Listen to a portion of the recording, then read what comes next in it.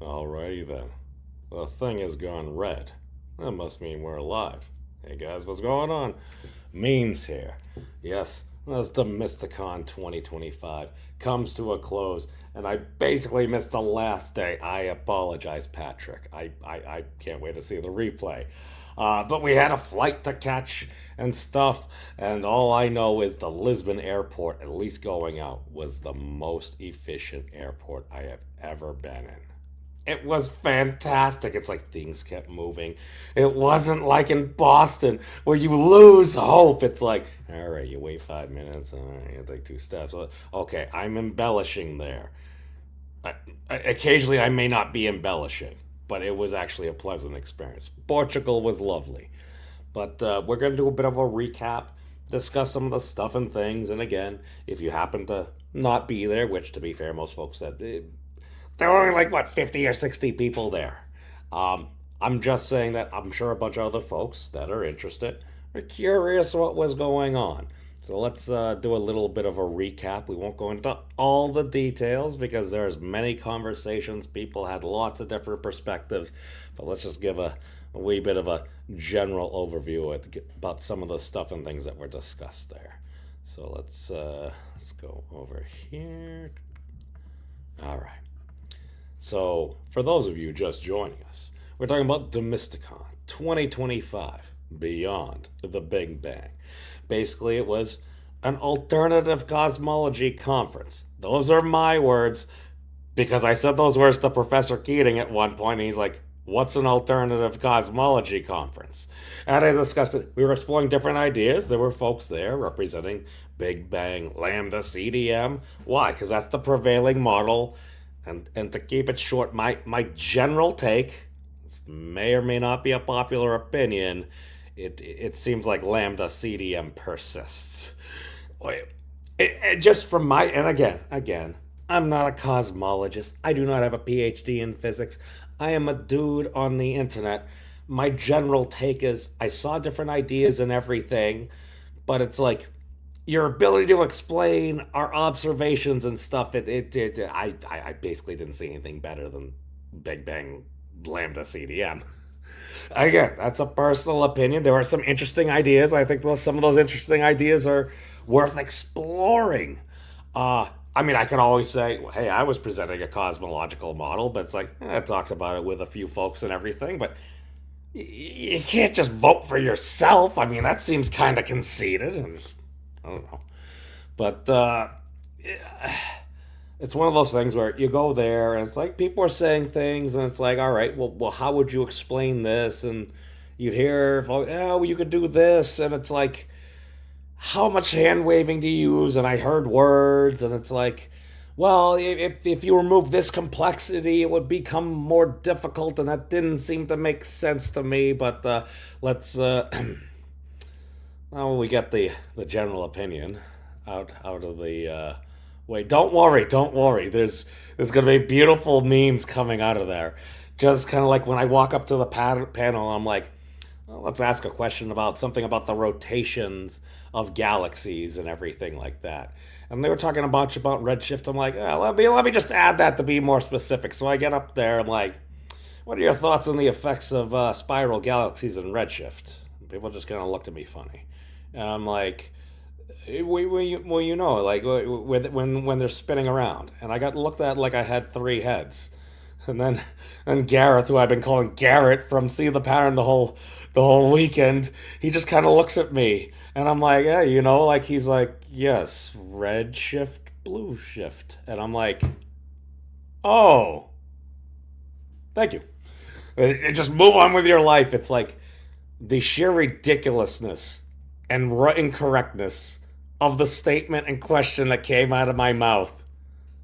It was just so direct. It's like, well, there's somebody else in line. I have nothing more to say. Sometimes you just take the L. But no, it was a fun time. I ended up going up for a paradigm drift there, and I went over like the new CMS. I crammed far too much in 1 minute.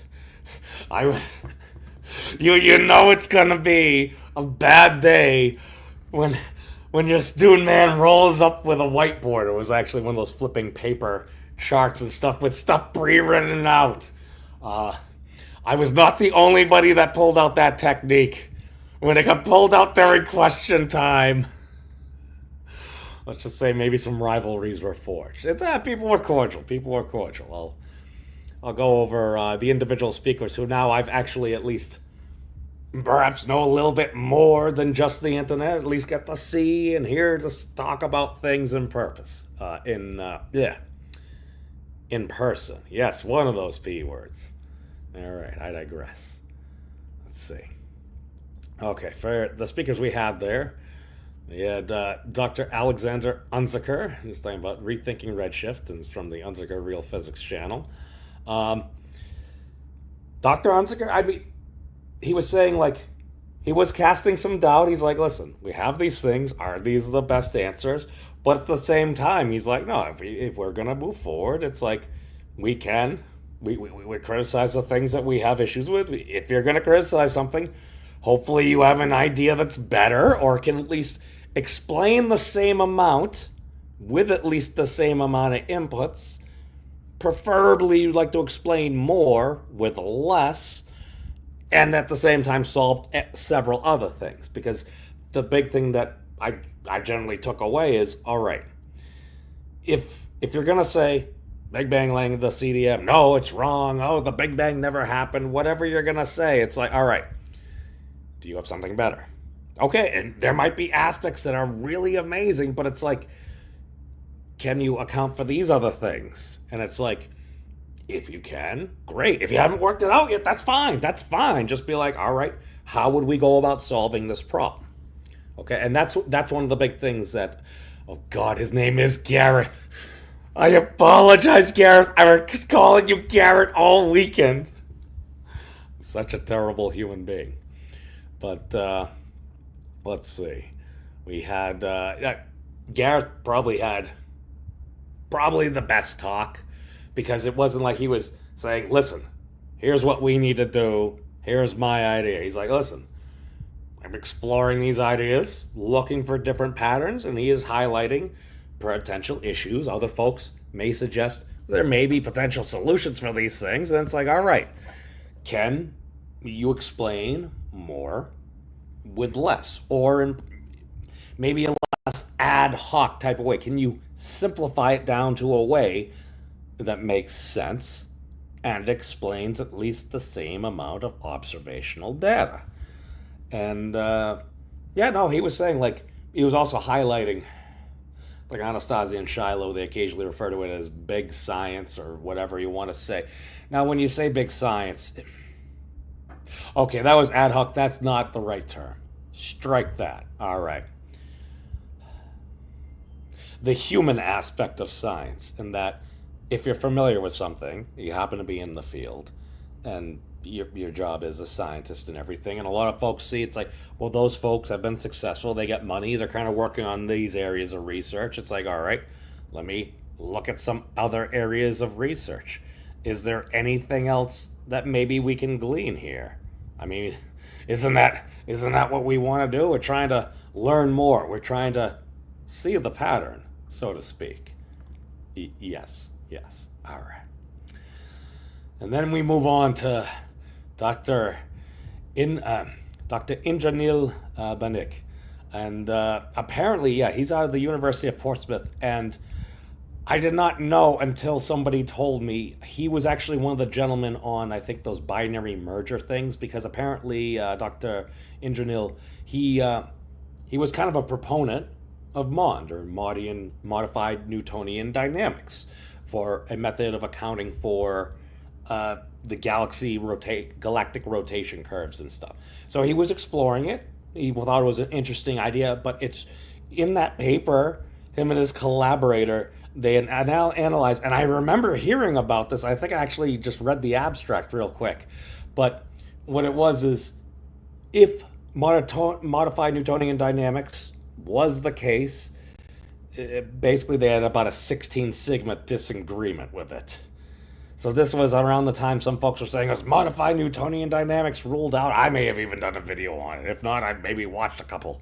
But But apparently they had a 16 sigma paper of disagreement with modified Newtonian dynamics, and around the same time there was another paper with I think like a 9 sigma, maybe like a 7 sigma. So like there were 3 independent studies using different methods that showed very large disagreement with modified Newtonian dynamics. Now I'm not saying it's wrong. To be fair, I don't think generally anybody it's publicly out there like that has like a known thing for gravity. I don't think we know. Now, maybe somebody knows. Maybe there are some individuals behind the scenes that have a conceptualized method to account for our observations utilizing similar techniques or perhaps alternative techniques. And can they explain more with the same amount, preferably less? Thought that it was science. And so as long as it lines up, and maybe you have to redo a bunch of stuff, that could be a thing. I mean, it's not like that occasionally happens, or maybe we need to extend our things a little bit deeper. But he did a really good job, and he was highlighting baryonic acoustic oscillations. And as let's just say, as Mr. Lerner may or may not be the arch nemesis of Professor Brian Keating, Dr.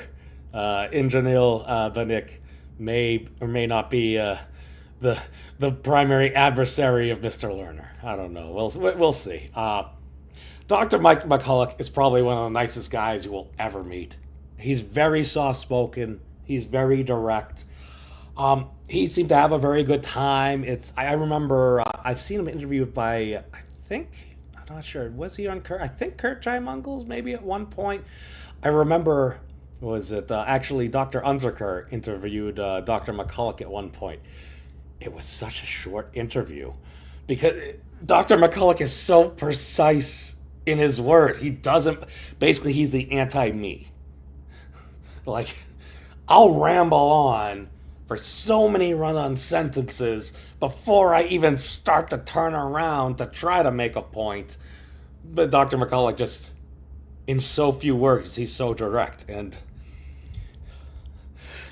it makes me sad. I'm like, oh, so how goes your research and everything? It's, well, my university is, they're not really the biggest fans because it's a bit of a novel thing, but he had a great story. He's like, I was working on stuff, and he's like, well, sometimes you go through some stages. He's like, for me, it's like, I was working on stuff, and people, like they weren't paying attention, and then he was like, I was working on some stuff, and it's like, and people started to notice, they started to criticize it, and he's like, I think people started to maybe even call, I might be adding this in, maybe call him some name, or maybe not be as nice as they should have.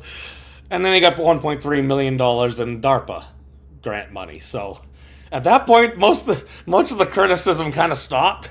But hey, it is what it is. But no, he's working on quantized inertia. And one of the big things I got out about this conference, it's being able to meet people and see like the cross synthesis of ideas, because I definitely saw a few people, and I'm like, oh my God. I've talked to at least several other heretics where this, like either the core or around the core of their points seem to be lining up in some way. And again, I'm just a crazy person on the internet, just looking and occasionally saying, you know what, maybe there is a pattern here. I'm not claiming I know what the pattern is, but if we have different symmetries, and if you have a symmetry in nature, there's going to be some conservation. Thank you, Emmy Noether. Yes, Noether's theorem. That's probably an important thing maybe we should pay attention to. I'm just saying. But, all right, let's continue on. Dr. C.S. Unakrishnan. Was talking about some variable. Was he even talking about that? I think he was talking about. He was presenting something, and I'm like, it was an interesting talk. He's been around. He was actually one of the gentlemen who I think Professor Keating had asked me to, and he was talking about. I think it was the Colby had a very particular device or something. But Professor Keating was telling me that some of the claims made about we have not measured the cosmic dipole and. Excuse me, that was actually Dr. Patrick Paradis. I apologize. I'm misideaing people. All right. We should be accurate as best we can. Don't worry. You'll be able to catch the talks in the coming weeks after Anastasia and Shiloh eventually make it back to the United States safely and can stop worrying about organizing a conference. So, thank you guys. All right. And we have Mr. Eric Lerner. Yes, the author of 30 years ago, the Big Bang Never Happened. And I think CEO or one of the dudes of LPP Fusion. Now, for about the 15 minutes of the fusion talk that Mr. Lerner was discussing, I found it fascinating. I mean, I love that type of stuff, and some of the things he was talking about, and like how difficult it was. It's like, all right, if we can get one thing, and then to get two things to work, it's like it took them a year and a half and everything. But there seemed to be something within the scale and the method they were going about it. Now, will that lead to harvestable power at some point? It's like, I mean, I did. To be fair, I missed the full presentation, so it was going on during a poster session, which some people may or may not have been big fans of, but that's okay. That's okay. We continue to move along, and that's the thing. Everything was generally cordial with one another and everything, and even if you disagree, it's okay. You can sit next to somebody you disagree with. Nobody agrees on everything. Heck, I disagree with myself all the time. And then,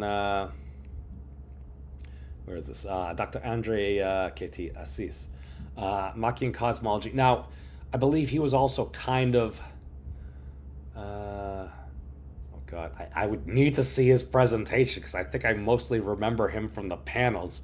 I apologize, or maybe I missed part of that. But hold on, University. Oh, he was from Campinas. Yeah, no, I mean he seemed like a very, to be fair, he actually seemed very open to ideas. He's like, no, there's problems in cosmology. I don't recall if he was a big banger or not. It's because he generally seemed to be very coherent. He was just talking about the things that he knew about. He's like, listen, there are some problems here. Maybe we should pay attention to different things. But it's like, you should be open to new ideas. You don't necessarily want to be dogmatic.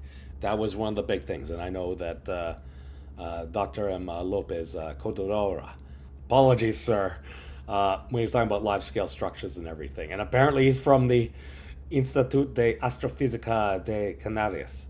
I think he's at a beautiful institute in the Canary Islands. That's so cool. And that's also a very nice hat.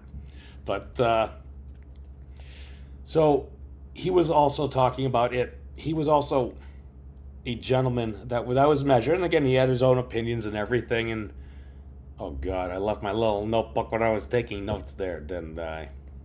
C'est la vie. That's why we record these things.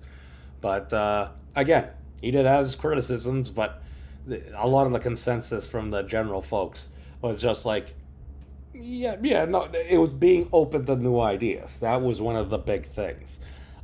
Just like, listen, we have these models. Can you do better? And again, from my perspective, at least from the presenters and everything, it's like, do we have enough to face it? I didn't see anything to replace Big Bang Lambda CDM. That's the thing. Personally, I took away, it's like, okay, I saw interesting things. I saw ideas that may totally be worth exploring, but it's like, did I see anything that was like, oh my God, that explains life, the universe, and everything? No. But hey, what's up, Jax? Yes, I realize how ironic that is saying. It's like, yeah, we went to an alternative cosmology conference. We're exploring outside the standard model of cosmology. And as a dude that pretends to talk about stuff and present models on the internet regarding those things, yeah, I didn't see anything better than Big Bang Lambda CDM. I saw interesting things, but for me to say, like, that's obviously better than this,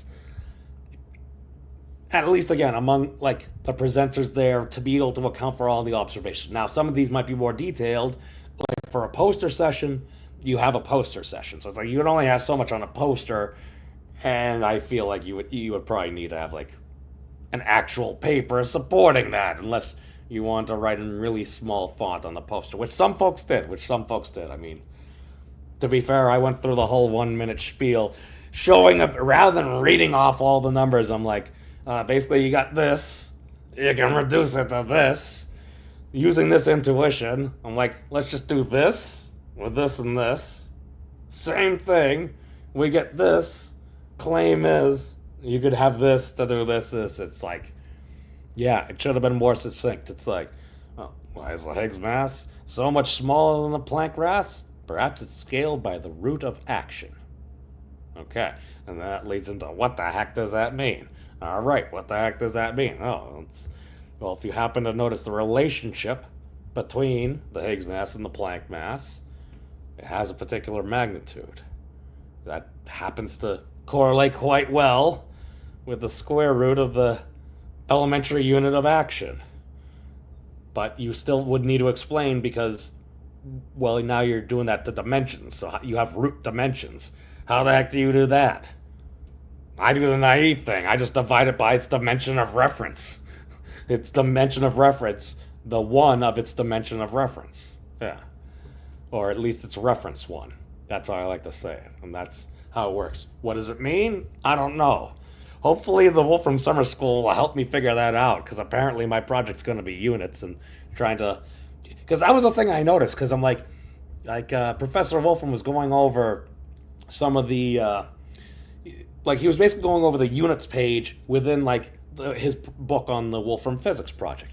And to be fair, if there's any page I've actually gone to at least a decent amount of times within that, was that one page, the unit analysis. Because the big thing that Thad stressed with me was maybe units are very important, and like the constants of nature. That's something that Dr. Unziker has brought up a bunch of times. It's like, maybe we should pay attention to these constants. Maybe they're not all that arbitrary. And after having Thad teach me and actually go through and start to compute these things, it's like, oh my god, you can really do it with only 5 bases.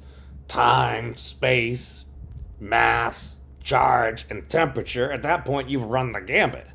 And then they were going over it, we brought up Wikipedia, and it's like, all right, we have SI, and SI has been redone, and everything's 2019 rollout, literally linking these things to the constants of nature.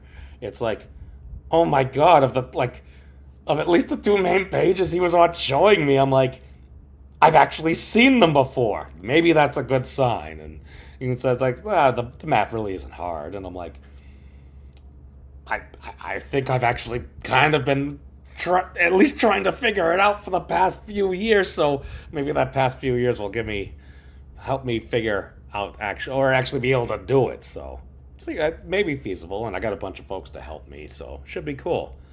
But oh my god, dude! If you need to get medical attention, my man, you should do that. It's all right. Catch the replay. Don't worry. God bless. Yeah, you should probably... take care of yourself first, man. Jeez. I know. I am out of uniform. Dude, it was bad. I should have just done a load of laundry. I ordered a bunch of extra shirts. I don't know if Teespring is still a thing. I think they took my money. It's been 3 weeks since I ordered the shirts. I haven't seen them sent out yet. So it's before it used to be just a week turnaround. I'm like, dang, maybe they shipped it overseas, or I know. Oh, catch me. Yeah. Oh, okay. Okay, see, at first I'm like, did he just say he's glad to catch me alive? I'm like, is he talking about me? But I'm like, 20 bee stings. Okay. You had me worried there, Charlie. Okay, I feel much better. It's do we need to call a doctor, or?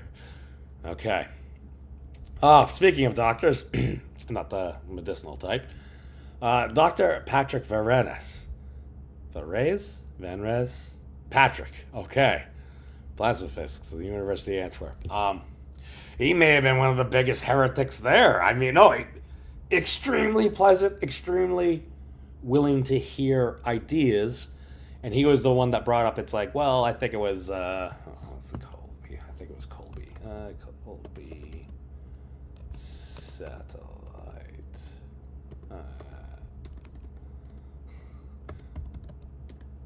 Hold on, I can't spell a dang thing. Colby, Matt, hold on. CMB.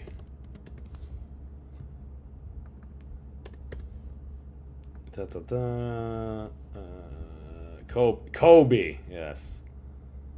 Okay, so basically it was about 900 kilometers above the Earth, and his big thing was, well, are we sure it wasn't the oceans and everything? And it's like, but we measured it at L2. That's like 1,000,000 miles away from Earth. Not many oceans out there. But those were the later ones, WMAP and Planck. So the claim was that basically the cosmic dipole or whatnot, basically how it looks like we are moving through the cosmos. Colby had a very particular instrument for measuring it there, and it wasn't done. Basically, Patrick's claim was, well, what was it? Basically, the CMB dipole was not measured by WMAP or Planck. I told that to Professor Keating. He disagreed. He's like, and I'm like, so was the cosmic dipole mapped by them? And I heard different reports. Colby had something specifically for that, so we got a base measurement, and then we didn't measure it. And I'm like, really? And that's why Professor Keating disagreed, just because I happened to talk to him literally after I heard Patrick talk. So it's like, I have to, but there was different folks. I'm like, okay, somebody has to like stand up for the CMB here. But other people was Dr. C.S. Uni Krishna, and he was explaining there was a particular device there. Now again, I don't know specifically. It said he had to still go back and read the paper, but I think he remembers something from that. But but Patrick, I mean, initially, that was kind of an unfair thing to do right there. His first thing was on plasma physics and how potential defections within lattices actually may lead to very interesting results. And that, I can totally believe that, because that does kind of seem, if it's going to change the intensity or your rate, and you're moving around, I don't know, maybe highly charged particles, it's a little frequency change might do some very interesting things. It's, I don't know, like when a glass is cracked, it's much more likely to break. I don't know. I think that's literally what it says, but okay, let's see. Jax is commenting, they only question if you're real when you show up in the same shirt every day like a cartoon character. You see, that's the point. That's the point. One of the greatest things I was ever told was, are you real? It's like, I am a figment of your imagination. Well, it makes it easy to identify. It's like, but, excuse me. Because what was it, the other day, it's like I had a slightly different picture, and then I had just like my normal name on, and Professor Wolfram, he seemed almost a little, he's like, oh, from Matthew, okay, it's like, it's kind of putting it together. It's like, go in there, it's like, all right, just Matt/memes. Why? They both begin with M, and it's like, if most folks know you by your user handle, like, I mean, even Stephen Wolfram back in the day when he was on like the ARPANET or something, he put in to be like SW, and like SW was already taken, Stephen Wolfram. You do like SW1 or something like that. It's like if you're on like on the old message board, or you're doing an AOL screen name, or occasionally a Twitter handle, but then you can still adjust. But that's a different question. But all right, that was a rambly answer. But oh yes, I totally forget who this is. I am sorry. It's okay. It's okay. I'm sorry. I'm terrible. Because this is the thing. This is the beautiful part about the internet. You never know who's watching. For better or worse, it doesn't matter. It's just, I've met a lot of really cool people. And I actually was at Professor Wolfram earlier. He was saying, he's like, where are you now? He's like, are you at the Physics Monastery? He's like, oh, that seems like a very interesting idea. He's like, oh, he's like, maybe that was something, maybe a millennia ago or something. But he was asking me, like, are you in Utah right now? I'm like, no, I'm back on the East Coast right now after like a 3,000-mile journey, like going through Canada, getting my car strip searched and everything. And well, I shaved the beard off afterwards, but it's okay. And met a whole bunch of cool people in Toronto, people who were putting me up for the evening, like feeding me pizza, giving me a place to sleep, discuss crazy ideas, and actually learn a bunch of things. Oh, and then flying to Portugal and then eventually coming back. So, yes, it's been a long journey. Actually, got a night of sleep. Went through a whole bunch of meetings and presentations and stuff for the Wolfram Summer School earlier. I thought it was pretty cool. Dude, I was so out of place. Oh, my God. Surrounded by doctors and PhD students and all these brilliant folks. It's like, literally, I am a dude from the internet that is not a programmer. I don't have a PhD, and even worse than that, I've never actually completed a full, actual, like, physics class in my life. I took modern physics for like a week and a half in college. I know I was supposed to take physics 1 through 3, the labs, and electromagnetism and thermodynamics. It was when they were transitioning through one of the new class registry things where you could basically just put down whatever, and they just kind of, meh. They just kind of let it go. But, no, it was a heck of a time. Oh, man. But we'll get back to the grind tomorrow. Was it? We got, I think Carlos from the Institute is going to be talking for our first presentation. So that'd be cool. Okay. I'm sorry. I need to get back to the point. So, Patrick, very, very kind gentleman. And one of the things he was actually doing when basically Thad and I had to leave, he was talking about like moving forward and like what can we do. My thought is they're like, well, we're not gonna get published in different journals or stuff like that. It's like, well, you need to at least go through it. And my thing is, you want to be ungaslightable. My friend Mary Mayhem said that once, and I'm like, that is banger. I'm not sure if that's I meant that in a positive way, but I realize some folks are like, oh, those big bangers. It's like, listen, I was going to lean towards Dr. Hunziker's big flash at one point, and then I go through some calculations, and I'm like, I don't know, that kind of looks like a primeval atom to me. And again, that's a personal opinion. It's probably wrong. But no, he presented some great ideas, and one of the things is, I've noticed, okay, people were using the term mainstream cosmology, okay. Mainstream cosmology sounds a lot like mainstream media. I remember hearing that term, and then I saw how things went. Personally, as somebody that came to the greater science realm to avoid what I used to pay more attention to, I prefer not for that to happen. That's why I say Big Bang Lambda CDM. Why? Because now you're being specific. If we're going to criticize the Big Bang Lambda CDM, more specifically, how about we criticize the pieces? Mr. Lerner, he wants to say the Big Bang never happened. That's totally cool. Do you have something better? Okay, now if you're gonna say there's no inflation, then it's like, okay, that's fine. But then I hear it's like, we likely can't compute it. I'm like, now again, I'm not a cosmologist. I haven't spent the vast majority of my life exploring these things. I mean, I like to look up and like think about occasional things, but in actual depth, have I spent that time? No.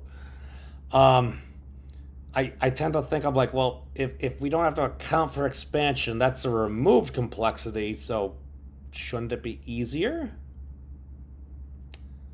This may have been around the time where Mr. Lerner gained his new rival, Dr. Ingenil. Uh, I don't know. No, I mean, it was this man. This man has a lot of detail. He's very well versed, and I mean, he was working on it. He did write that paper that seemed to have a 16 sigma differential with what he was actually exploring it for. He's like, no, Mon seems like a fascinating idea. Let's explore it. How would we test this? He went through, looks at the data, blah, blah, blah, blah, and it's like, oh, he found major disagreement. Smart guy. Also very pleasant. So I think, I don't know, maybe Professor Keating should talk to him at some point. And Mr. McCulloch is so low key. That's so low key. I feel like, I mean, I'd love to talk to a lot of these different people. And then we gotta give credit where credit's due. Anastasio and Shiloh were freaking champs. I was telling them and Patrick, because Patrick was actually one of the organizers as well, that I'm like, I am so glad I do not have any responsibility here. Because, God, it's a pain in the butt to have to organize things. Yeah, I did some management for a while. It's a pain in the butt. But, it's, Arthur from Brazil. Ah, yes, Brazilians in disguise. Is that a new form of Transformers? Actually, no, wasn't the, Transformers with the animals or the... Oh, God. I love that show from when I was a kid. What was... Oh. Optimus Primal. Yeah, he was a gorilla. It's, it was fun. But, let's see. Ask me if I'm real all the time. Well, yeah, I mean, I resemble that. But then again, a lot of time I dress like a cartoon character, so I'm like... Here's the thing. You set the bar as ridiculous as possible. If somehow you end up making sense after that, it's if the bar is low enough, any modicum of decency ends up in retrospect looking greater, I guess. I don't know, is that a sociological gauge theory thing there? But, yeah. Oh, man. And it was a great party. It's I'm sorry, I don't know how else to say that, but no, there was wine flowing, conversations were had. Oh, the beach was gorgeous and everything. I mostly just walked along the deck. But yeah, no, just going around and listening to different folks and be like, oh, that idea seemed familiar. This idea seemed familiar. Oh, this was interesting over here. Maybe you should talk to. So I talked to a number of folks and I took pictures of all the different posters. I'm going to reach out to a number of folks. And after I finish this whole summer school project, yes, it's week 0 because the summer school actually starts next week. I didn't know that. Oh, no, I knew that part, but I didn't know that the physics track had a week 0 that started while I was still in the air on the plane. So apparently the $5 Delta International Wi-Fi wouldn't allow me to open Zoom. So, but c'est la vie. I digress. But no, it's. I'll probably do a few more shows when I have time and some coherence and maybe work through some of my arguments because I'm going to have to... Basically, long story short, I was like, all right, I needed to figure out... I want to know if the arbitrary units that we've set our system of measurement to, what the heck they mean and if they're meaningful, because if there is a meaning to the reference ones given our coherent system and its transformations, because each basis is basically arbitrary to an extent, or basically it's arbitrary, but once you set that basis, now you have a relationship within that dimension of measure. So a length, you can have it be a foot, you can have it be whatever you want. A meter was freaking, it's like the distance from the North Pole to the equator by way of Paris. Divide by 1,000,000. Who the heck came up with that? That's the most arbitrary thing in the world. I may be off by a magnitude there, but I'm just saying that, wait a second. You set that, all right, that's crazy. The second, it's literally an earthly convenience. It's like, oh, we got like 24 hours in the day? Oh, 60 seconds, 60 minutes, 24 hours in a day, bada boom, bada bing. It mostly works. And then we got to add in a day here and there. But hey, nobody's perfect. Okay, but those things, those are arbitrary. The speed of light is a maximum velocity. What's that? Oh, excuse me. No, it's a maximum speed. We want to be... Because velocity means there's an inherent direction. It's a magnitude with an arrow. I don't know. I think that's how it was taught to me. But it's like, all right. So at that point, the relationship between those dimensions of space and time are technically length. Length, because if you have two dimensions of length, aka length squared, you got a surface. You got a flat thing. It could be on a flat land. It's like the top of a table if it was technically idealized. But if you got three dimensions, that's a volume. It's literally a cube. 3 dimensions of length is the unit 1 volume. Now, if you have that, and you... basically about the dimensional relationships, because once you get length and once you get time, you got 2 dimensions, you relate them. So you go at distance, and then how many units of time is that? It's like, all right, now you can have a speed if you relate them. It's like, all right, I go 10 meters in 1 second. That's pretty freaking fast. To be fair, the kilometer system for driving through Canada and other places, it is kind of nice because you also, it's like, oh, I'm going on 100, but you're only going like 60, 65-ish, something like that. And then like 110 is like, oh, I'm going to go 110, so about 65. And if Google Maps did not have the conversions, for like the first like couple of miles, I'm like, oh my God, what do I do? I'm like, all right, it's like 0.6. Every kilometer is like 0.6 miles. So I'm like, all right, divide it in half, add 10%. I would have made my brain tired very quickly. But, okay, so Anastasia and Shiloh, they were absolute champs. It's, Shiloh had given, I think, a talk or so. Did I miss Anastasia's? I may have missed it, because that may have been one of the earlier ones. But Shiloh was also... He was also going through, it's like... His big thing, I have a picture of his slides. It's all volumetric, or something like that. It's like, oh, or... No, displacement, yes.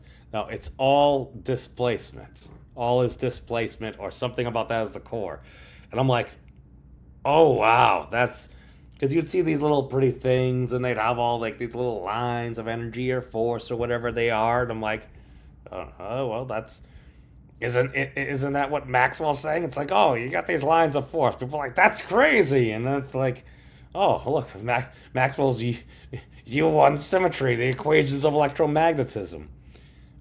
Apparently, I've heard rumor, I think this was Richard Beale, or maybe a mathematician, or I might be wrongly attributed this. I apologize, sir. Gave one of these great things on how, from just mathematics, we basically get U1, electromagnetism, the gauge group, or whatever, for free. Don't that just beat all? Yes. All right. But basically he was talking about displacement. So whatever the effect is, what's ultimately the rudimentary thing that he could say about the world in which we live? It's like, well, it's displacement. I mean, that sounds like electromagnet. It's like, oh, we got this electric field over here. We do stuff with the electric field. Oh, and like induce the magnetic field. We do stuff with the magnetic field. Oh, it does stuff to the electric field. Oh, very interesting. Now, I'm sure there's technicalities on there, because if you're going to be going around and talk about something involved with amperage or something like that, that's basically the movement of charged particles. the benefit of somebody assigning a project within physics that actually spent time as a working particle physicist. He was very accurate. He was very accurate. And at one point there was something about like, well, this is the speed of light, blah, blah, it's going through, blah, blah, blah. I'm like, well, speed of light in the medium. It's like, okay, that's more complicated, but yeah, no, that's the thing. It's like, I'm also a pain in the butt. I realize that. I'm a major pain in the butt. I mess up all the time. I do stupid things. I admit to doing stupid things. If you're wrong, you're wrong. That's all it is. If you screw up, hey, I'm sorry. That's basically what you can do. But oh my God, is this actually what happened? Oh, okay. And the cosmos, like the intro. Okay, that's why I don't remember Dr. Andre's thing, because at that point I think I've been up for 30-something hours, maybe, depending on the time. I may have been up for like a day and a half. So I think the last bit of the talk, it's like, oh, this is cool, this is interesting, but I'm like, it was probably things that I had heard before, and I think, he was the gentleman that he translated some of the original, I think either Maxwell's original works or some of the electromagnetic papers and stuff. He's the person that translated them, because I think a lot of them, some of the stuff was maybe in French or German, and the original works hadn't actually fully been translated. And he's the gentleman that did it. Oh, thank you. I still need to read that. Okay. See, you just need little references. And all of a sudden I had to snip it back to, I think, when he was talking to Anastasio and Shiloh, and I think Dr. Unziker had him on a couple of times. And I remember, I'm like, all right, that's something that's relevant that I haven't heard other places. It's like, if we have source documents, which I think even Sean Carroll said at one point, it's like, unfortunately, it's not really within standard stuff to really talk about the original works. And I think he actually said it was kind of a shame, but maybe we don't always have the original works. And then again, school syllabus, you gotta teach as much as possible, as quickly as possible. Some might not always allow for exploration of ideas as much as we should. Let's see, what else I got? Dr. McCulloch. They have a new experiment. They have a CubeSat up, and they're hoping it works. It's supposed to get going, and he had a tag that you can actually look it up and see what's going on. But it's supposed to try to do a measurement, and apparently they've had measurements, at least according to quantized inertia. It looked like it was mostly in the error bars there. So, I mean, that's one of those things. He's like, hey, I have a hypothesis here. If there was something to this, it's the effects within these ranges, and like, all right, there's people doing experiments, and you're seeing effects within these ranges. So it's like, okay, there seems to be something going on. If you want to make predictions, if that's the goal, well, something might seem to be going on here. And again, could be wrong, but it was at least an idea. But it's also more of one of those things it's trying to explain away dark matter. Now, here's the thing. Maybe if there's a quantized inertial effect, there still might be dark matter. We know there's dark matter. I mean, neutrinos, or at least particles stuff that we ascribe the qualities of dark matter. We believe we have observed something that possesses those qualities and call them neutrinos. Okay. God, that was a huge caveat there. But the long story short is, okay, even if you have quantized inertia, there still might be stuff that we don't see there. We know that's a thing. We know there's stuff that we can't see because, whatever a black hole might be, a dark star or something like that. We don't actually see it. To be fair, it should be invisible, or maybe called the mass hole effect.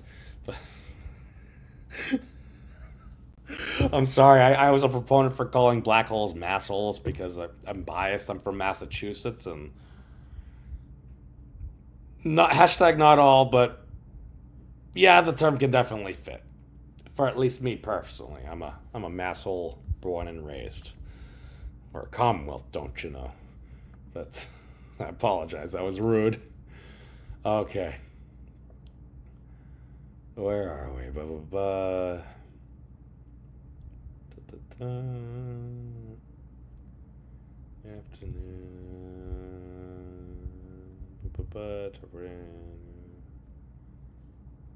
Okay. All right. Ah, that's what I see. I was just going over the rest of the thing there. I'm just like, wait a second. Was that another day? But oh wait, maybe that was. Oh no. Open F. That's all the first day. All right, there we go. Yeah. All right. So I think that's mostly it. So I mean, it was a heck of a time. That was the fanciest hotel I've ever been in. I'm not gonna lie. It was a 5-star hotel. It's like, have I been inside fancier hotels? Yeah, I walked inside Caesar's Palace in Vegas. I did not stay at Caesar's Palace in Vegas. No, it was very nice. I might still owe them money for wine. Because I feel like the first night we drank more wine than they were expecting. So the next night they shut it down a little bit earlier. And then we may or may not have had an Aussie friend that was the mastermind behind. Do you guys want to go down and buy some more bottles of wine? I mean, I had to say that's a terrible idea. Let's do it, but I think it was a great idea. Then I turned to one of our Irish buds and I'm like, "You're in charge of making sure we don't go too far." So he just started laughing, and I'm like, "What? It's okay, as long as I'm not asking an Irishman. I'm part Irish. I believe I'm allowed to say that." He laughed more. So we just bought a bunch more wine and we let it flow. I think there was a little bit left over. Some folks were able to enjoy in the morning. Why? It was good wine. Not really a big drinker, and especially I usually just have a beer. It's vino, but oh god. I mean, a lot of stuff was just like, wait a second. You get like a soup, burger, a drink, coffee for like 11 euros. I'm like, all right, that's like a decent restaurant. It's like, oh, right down below the hotel. I'm like, that's like the same price as getting like a Big Mac meal at McDonald's. Like, it's just, at least in the magnitude, yeah, euro's a little bit more than $1, but hey. So it was a fun time. Let's see. Okay. I'm sorry, I had to double check. Somebody in a Discord was mentioning that it looked like on us the DemystifySci podcast wasn't up on Apple Podcasts, or it wasn't there anymore. I don't know. It looks like it's there right now. I'm listening to it. Yeah. No, it's still there. But I don't know. Maybe it was down a little earlier. Maybe there was a link. Maybe someone was missing some internet. But before I got on, I'm like, is there any truth to that? Now, to be fair, I didn't sign in. I don't know if that affects it at all, but just searching initially on Google, I'm like, or just going to the standard thing. I'm like, all right. Okay, so long story short, it was basically a heck of a time. The Portuguese coffee was awesome. What was it? Oh, dude, they had these fancy like coffee and espresso machines. It's got all the beans and everything. They have to load it up. It's like, oh my god, it's a 3D energy printer. Coffee goes in cup. Coffee goes in me. Stuff happens. Never a miscommunication. Occasionally there might be a miscommunication, but these things happen. All right, where are we now? Okay, so I mean that's really about it. I mean, it was a heck of a time. People were cordial with each other. Dinner, just talking about all this different stuff. Different folks got to meet people. Connections were made. Friendships were had. lot of very interesting folks, different ideas. It's okay. Here's totally my opinion. I realize I've been giving my opinion this whole time, but my opinion is one of the things is how do we move forward? You're just gonna have a bunch of heretics. Do we just keep on doing the same thing we're doing in hereticking now? I reference the term that I think a lot of folks should be more specific in using the term. If you're going to criticize something, specifically name what you're criticizing. If you're going to be criticizing the Big Bang or Lambda CDM model, just say that. Say what you're criticizing. You criticize an argument, not a person.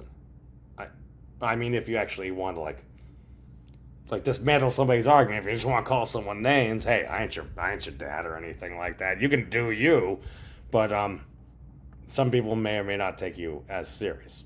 Just an opinion. I don't really care. It's like like Josh was pointing out, I dress like a cartoon character most of the time. So it's like the question is, exceeds expectations? Question? That's just a little brain interjection there. But yes, rather than saying mainstream cosmology, mainstream science, mainstream media, again, you can do whatever you want, but if you say it, then don't be. If you are saying something in a derogatory term, don't be surprised if people say derogatory things. Now, again, people always say derogatory things. I mean, I don't like mean words. They hurt my fifis, but it's okay. It's just move on. For me, it's like, all right. You can generally say what you want, and it's like, all right, mean words are bad. I've also eaten more than one knuckle sandwich in my time, and I prefer not to eat knuckle sandwich. I'm just saying that it's kind of like the whole. You can say what you want on the internet. It's all right now. If I personally think a lot of stuff in politics and many modes would be solved if we either A, legalize dueling, let consenting adults engage in mortal combat under the doctrine of bodily autonomy. Your body, your choice. As Dr. Sarazawa said, let them fight. Now, again, the Means of Destruction channel does not promote violence unless we were to legalize dueling. Then I say adults have at it.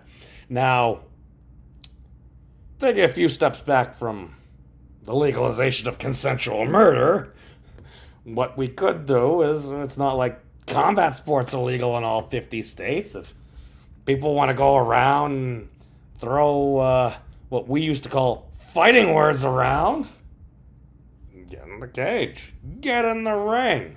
If you want to destroy evil, by all means. Now, again, I playfully threw out there at one point on, Jeremy the Alien Scientist channel. Dr. Salvatore Paz was on at one point. He's like, we need some mix. What was it?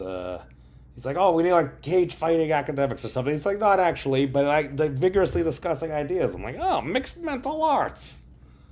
The meme got around a little bit, but I didn't see a huge amount of traction. I saw people saying, I heard Dr. Salvatore Paz say this. It's like, that's fine. It's all right. You have that one on me. It's okay.